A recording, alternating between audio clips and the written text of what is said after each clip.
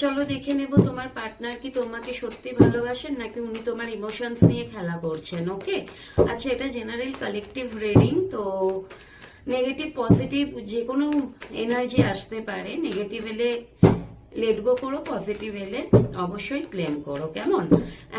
And চলো দেখে নেব, পারলে শেয়ার করে দিও তোমার মানুষটির এনার্জি কি। পেজ অফ কাপস, বচপনা তো আছে, আরো দেখে নি তারপরে বলছি। দ্য হ্যাংম্যান, টু অফ সোর্ড,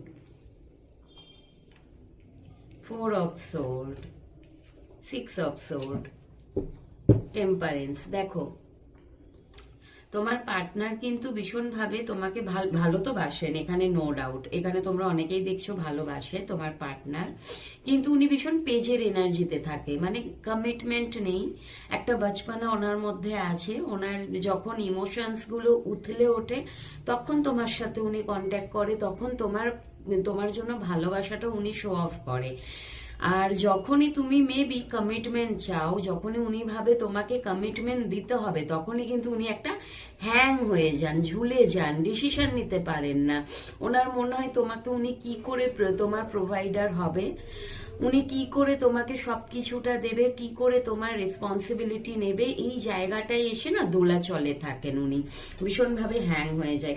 যার জন্য না উনি যে ওনার ভালোবাসাটা রিজেকশন মুডে থাকে, মেবি তোমাকে উনি রিজেক্ট করে, এবং সেই কারণে কিন্তু নিজেরই কষ্ট নিজে হয় না, নিজের রিয়াকশনেই নিজে কষ্ট পান।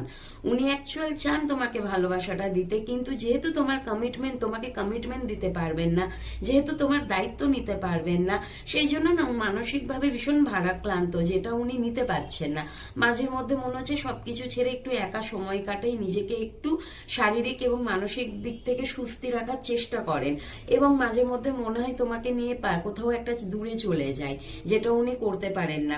এবং তোমাকে নিয়ে যদি দূরে যাওয়ার কথাও ভাবেন না, ওনার মনে হয় এতে অনেক বেশি সময় লাগবে, মেবি ওনার স্টেবল হতে সময় লাগবে, ওনার স্টেবিলিটির জায়গাটা এখনো সেইভাবে কিন্তু পরিপক্ত না।